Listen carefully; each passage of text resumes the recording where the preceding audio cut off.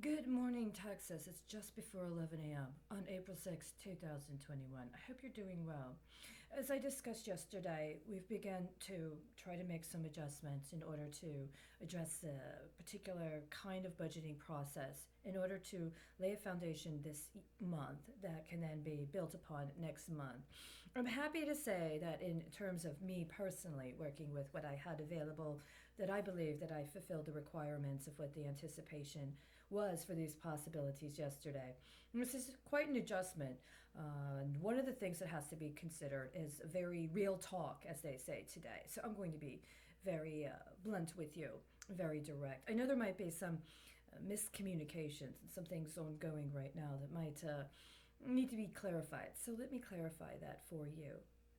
My understanding is that for the last more than 10 years, we've been in a process within the United States of a context wherein there was this consideration around competitive marketplaces when it came to healthcare access, and that this came after changes to law that required everybody to have medical insurance, and those that did not have medical insurance would be subjected to a penalty, specifically in connection with their tax and their payment of taxes. Now, I have long contended that tax policy in the United States is not explicated nearly enough. We don't have enough, they don't give us enough education in the United States or even in our state or local areas about what all goes into taxes and tax policy. And I personally, having the experiences I've had specifically, I'm actually a big proponent of people paying their own taxes. If you can't pay the tax yourself, or the networks within which you operate can't pay the taxes themselves, it might be an indicator that you're not well suited for that network, or that you're, well, too big for your britches, as they say. So you need to make some adjustments. It should be understood this way, which is why having appropriate tax policy is important. In consideration of these matters related to tax policy and the connection specifically regarding taxation and the mandate for healthcare, there was a development of this concept of a competitive marketplace, and each state was given discretion in terms of the development of its own marketplace. Early on, there were constitutional challenges to the federal law, and there were certain states that refused to engage in processes around these mandates that other states did engage in. So there was a very, very fertile field in some way, shape, or form for consideration of all of the intrinsics, as well as the explicit and literal means by which individuals had healthcare needs and met them. That was at work in the United States. One of the major areas of concern had to do with medication. What is medication? Where does it come from? Who controls access to it? How do you pay for it? I have contended for at least the last 4 years, actively, formally, legally, that the Affordable Care Act was a contract to commit to a criminal conspiracy. And unfortunately, to this time, despite the fact that I understand in early 2017 there had been an opening whereby the Affordable Care Act could have either been ruled unconstitutional, or it could have been supplanted with other legislation, or there could have been presidential action engaged in particular processes to take the Affordable Care Act out of consideration while there was some readjustment following an appropriate understanding of the implications of its implementation for the time frame during which it was implemented. Despite the fact that that possibility existed and was reported on in the public, that did not occur. And the way I understood it is that before the end of the first 100 days of Donald Trump's presidency, he had agreed to commit to that contract. And he followed it through his entire presidency. So we have a consistent conspiracy. Now, we have presumably another president, but this president was the vice president under the president during the time frame in which the Affordable Care Act was implemented.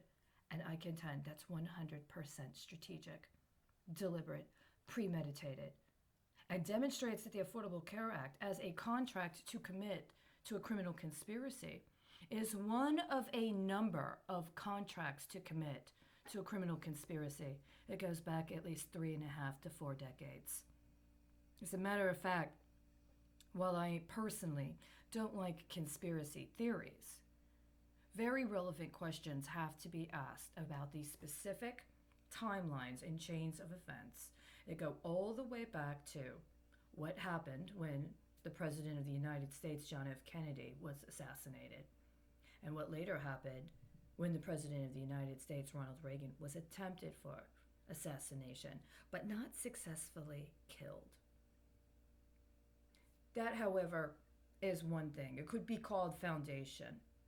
But when we're talking about the actual elements of the conspiracy, one of the ways in which I understand it is as if there had been a substantial period of time where a foundation was laid in order to try to insure against prosecution as a criminal actor in a very high level conspiracy connected to illicit access and distribution connected to pharmaceuticals, specifically pharmaceuticals that alter brain chemistry, and specifically pharmaceuticals that have biological impacts on people that may well be identified legally by other countries as biological weapons as opposed to a pharmaceutical product.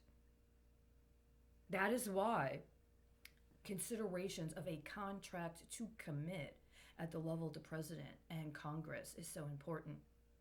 While they are members of government, they are merely representatives of the people. And if they are allowed to commit to a conspiracy in connection with illicit access and distribution concerning drugs and narcotics, including drugs and narcotics that at some point have been allowed to be identified as legal and should have certain standards concerning their access as well as distribution, then we as a people have a right to be protected from an attempt of drug dealers and their co-conspirators to extort us into relinquishing our constitutional rights in order to aid and abet their criminal operations. And so, unfortunately, what would have been identified as Kingpin number 2 has now stepped into the role of Kingpin number 5. And that's how I'm handling this. The war on drugs was specifically and strategically called the war on drugs for a reason. It was not just a domestic theater. As a matter of fact, the foreign theaters, specifically in the Western Hemisphere, had very, very direct and real material implications for everybody within the United States and had a very harrowing impact on certain policy decisions that were allowed to be made and followed through for at least the last 40 years. This includes immigration, and this includes the intersection of immigration and healthcare.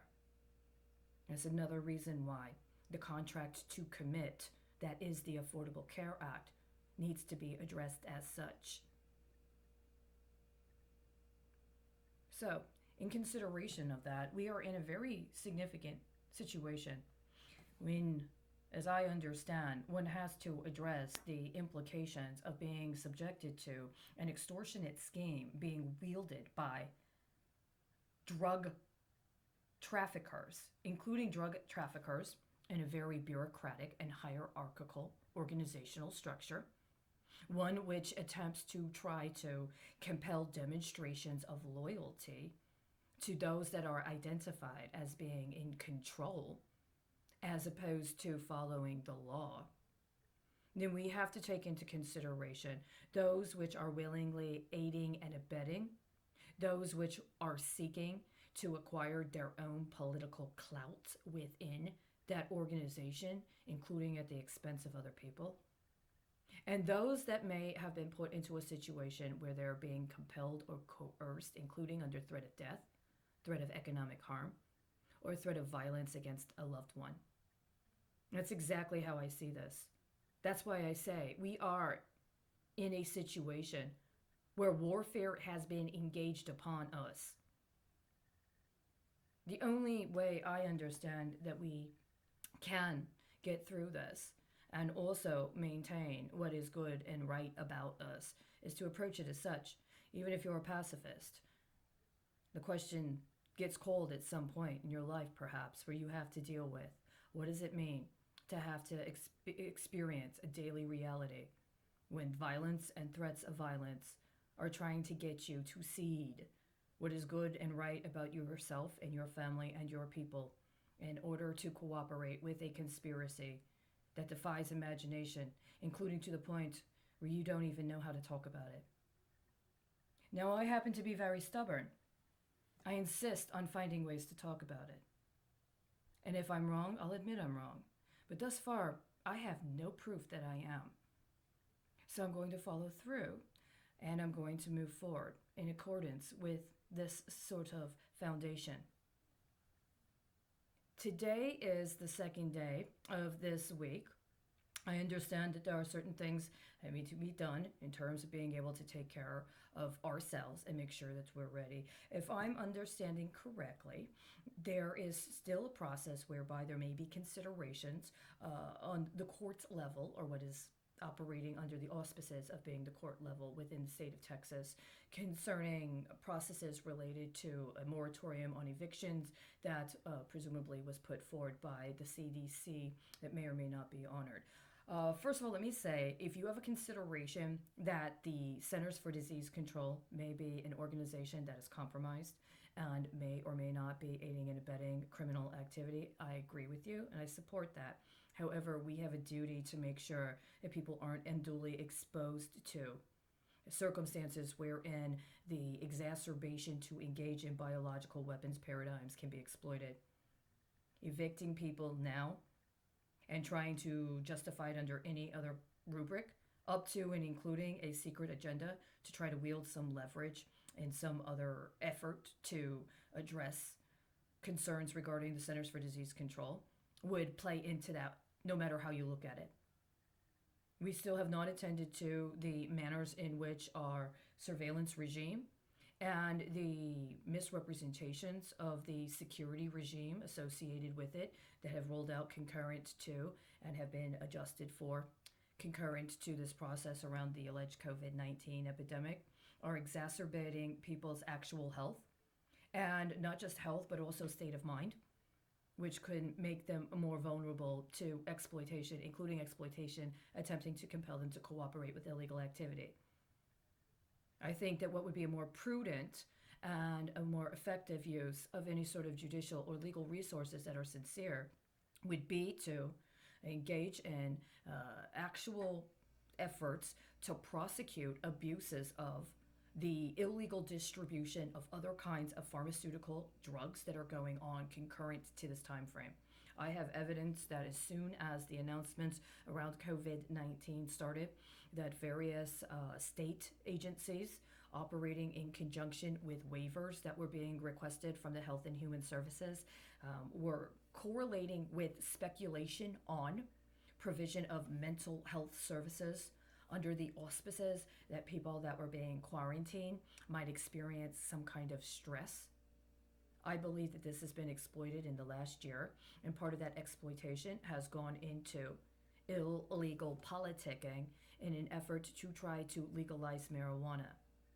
Now, on one hand, discussing of illegal marijuana has specific implications, including determinations of what is a dangerous drug versus what is a medicine. But those go all the way back to, at least as far as I know, specifically the summer of 2017, and refusal to address them in that manner on the terms they needed to be addressed in the summer of 2017 has allowed for proliferation of circumstances that now directly implicate efforts at legalizing marijuana, in processes to legitimize financing acts of domestic and international terrorism. And so this is where we're at, this underhanded intersection of the war on drugs and the war on terror.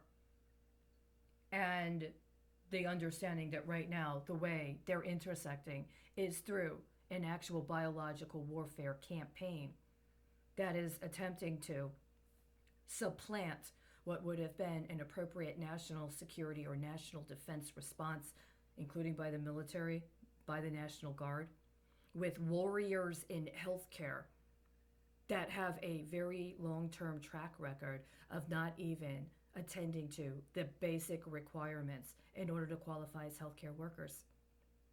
This is part of the criminal conspiracy. For the time being, I am focusing on the kingpins and their lieutenants, including their lieutenants in various state apparatuses, whether they be through the federal government or whether they be through the state governments themselves. Because I'm in Texas, I'm focused specifically and primarily on Texas, and I am specifically concerned with the manners in which people that had a public service role, including as an elected member of office, have attempted to leverage that in connection with alleged private sector activities, including in connection with corporations that explicitly manufacture and distribute weapons, up to and including biological weapons. So I am on course for what I'm doing today. I hope that everybody is taking care of themselves. You can feel free to contact me. I'm going to put my email address at the bottom of this specific message in case you need to contact me. If you do, please feel free to contact me. Take care of yourself. And if you can, alert me if you have any public records of things you're doing at this point in time. It's very important we be bold in public. Is there a risk? Yes, there is. But there is a greater risk to our long-term stability, safety, and possibilities if we allow ourselves to be cowed into being quiet in the face of somebody else's crime. If it's not our crime, then we don't have any problem repudiating it. Making our repudiation as notorious as possible is actually part of Texas history.